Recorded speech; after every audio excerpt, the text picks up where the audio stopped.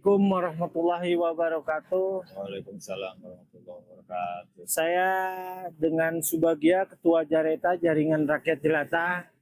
Bersama saya pelaku UMKM pedagang kopi yang mungkin kelihatannya sudah lama Pak dagang kopi Pak. 4 tahun. 4 tahun ya. Dengan Pak siapa ini? Imron. Pak Imron. Selama 4 tahun ini Pak, apakah ada bantuan permodalan dari negara? Belum pernah ada. Belum pernah ada.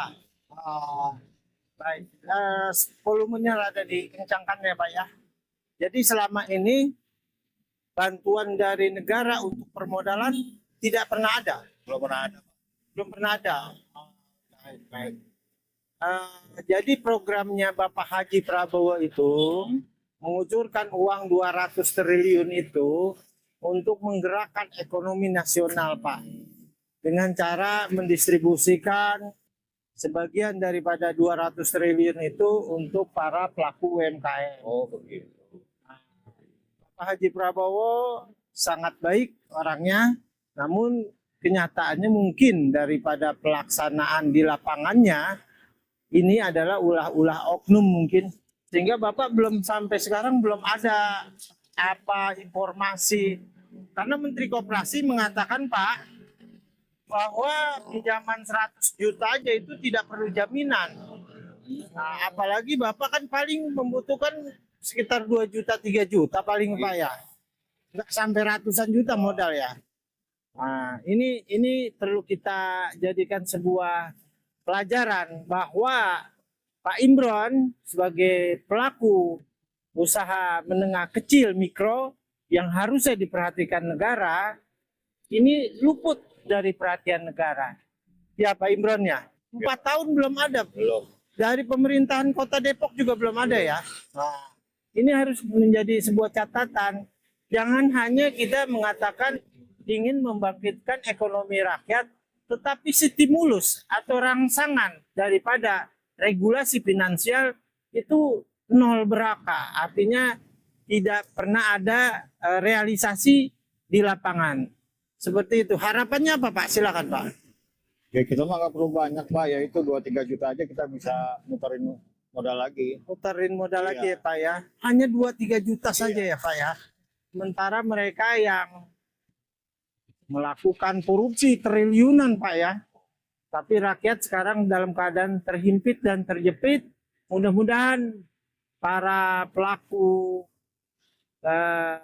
pengambil kebijakan, penyelenggara negara, dan Bapak Haji Prabowo yang saya yakin, seyakin-yakinnya bahwa beliau adalah orang yang ikhlas, sebagaimana Kiai Haji Abdurrahman Wahid mengabarkan bahwa orang yang paling ikhlas di negara ini adalah Bapak Haji Prabowo. Insya Allah Pak, mudah-mudahan Bapak Haji Prabowo mendengar apa yang menjadi keluhan dari sedikit bangsa kita yang mewakili seluruh Nusantara ini, yaitu adalah Pak Imron. UMKM di tempat lainnya juga memerlukan bantuan daripada stimulus permodalan yang tidak banyak, hanya 1, 2, sampai 3 juta saja ya Pak ya. Demikianlah apa yang saya katakan, mudah-mudahan menjadi sebuah manfaat untuk kita jadikan pelajaran semua. Assalamualaikum warahmatullahi wabarakatuh. Terima kasih ya Pak Imron ya. Saudaraku, dimanapun Anda berada, dari Sabang sampai Merauke, Al-Fakir kembali menyapa saudaraku. Semoga saudaraku Allah berikan keberkahan, keselamatan, serta kelapangan dalam kehidupan dunia dan akhirat. Segala puja dan puji hanya milik Allah. Dialah Rabbis samawati wa ma fil ardh. Salawat dan salam kepada junjungan kita Rasulullah Muhammad sallallahu alaihi wasallam. Saudaraku dimanapun Anda berada, hasil tangkapan korupsi yang ratusan triliun yang kita lihat di TV, ternyata untuk yang kita alami sekarang ini jauh daripada kenyataan yang ada. TDL masih memberatkan kita. BBM juga masih yang termahal di Asia Tenggara. Penurunan kelas menengah menjadi kelas bawah. Dan ada satu lagi yang mengerikan, yaitu peningkatan jumlah orang miskin di Indonesia.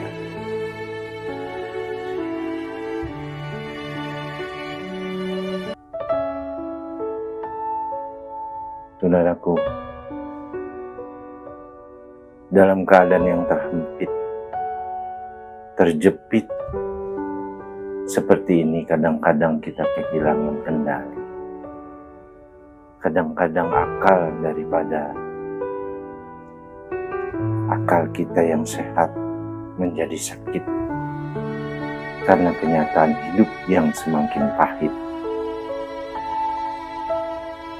Namun, sebagai seorang yang memegang teguh kepada Al-Quranul Karim serta hadis, kita diberikan sebuah pegangan yang kuat. Allah mengajarkan kita untuk memohon pertolongan. Wa'tasimu bisobri wa sholat. Innallaha maha shobirin. Al-Baqarah ayat 153. Allah memerintahkan kita untuk bersabar serta melaksanakan sholat dalam memohon pertolongan. Ketika kita memohon, mohonlah permohonan yang terbaik. Mohonlah permohonan yang bisa menyelamatkan kita dari api neraka, terutama diri kita dan keluarga kita dulu. Kun anfusakum wa ahlikum naro. Jadi Al-Fakir tidak berpanjang kalam. Memang hasil tangkapan korupsi yang triliunan itu kita melihat dalam sebuah berita, tapi kenyataan yang ada, kehidupan rakyat semakin menderita. Golongan menengah yang terjun bebas menjadi golongan bawah, serta golongan bawah yang juga terjun bebas menjadi orang-orang yang fakir serta miskin. Jumlah mereka bertambah. Sementara negara kita negara kaya raya. Puluhan triliun, ratusan triliun dikorupsi oleh para pemangku kebijakan negara. Kita rakyat kecil tak mungkin mendobrak atau memprotes kezoliman ini. Namun yang tadi Al-Fakir katakan, mulai detik ini angkatlah tangan saudara, jauhi apa yang Allah larang, lakukan ketaatan dengan sungguh-sungguh apa yang Allah perintahkan.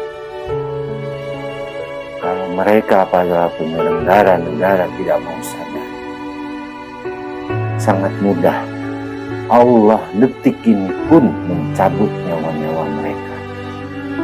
Walaupun mereka terkurung di dalam rumah yang megah, banyak pengawalan di sana, tapi ketika Allah memerintahkan malaikat Israel untuk mencabut nyawa dari pejabat-pejabat itu, maka detik itu pun pejabat itu akan mati. Kullu nafsin za'iqatul maut. Tapi dari sini Al-Fakir juga mengingatkan, ke depan jangan tergoda oleh uang 200, 300, atau besarnya 500.000. Lalu Anda memilih pemimpin-pemimpin yang zalim, sehingga Anda merasakan penderitaan kesengsaraan hidup selama 5 tahun lamanya. Apa yang Anda tanam, itulah yang tertuai. Untuk itulah, kembali lagi Al-Fakir tadi, jangan tinggalkan sholat, jangan tinggalkan apa yang sudah Rasulullah ajarkan. Mohonlah, berdoalah agar Allah utus pemimpin-pemimpin yang amanah, pemimpin yang tidak berorientasi kepada keuntungan dunia, keuntungan golongan saja. Apapun partainya, mau dia partai A, B, C, D, apapun. Kalau orientasinya hanya kedudukan dan harta dunia, maka Al-Fakir katakan, insya Allah rakyat Indonesia akan terus-menerus mengalami penderitaan, mengalami kedukaan, mengalami kepahitan dalam hidup ini. Ingat saudara, pemimpin yang zalim akan melahirkan kebijakan-kebijakan yang zalim. Tapi pemimpin-pemimpin yang amanah akan melahirkan kebijakan-kebijakan amanah.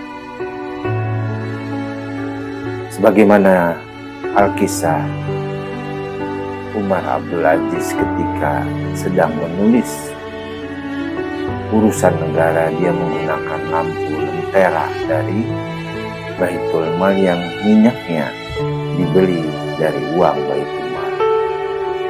Namun ketika anaknya datang menghampirinya, "Ayah, aku ingin berbicara dengan ayah." Lalu Umar Abdul Aziz bertanya, "Engkau ingin bertanya masalah negara atau pribadi?"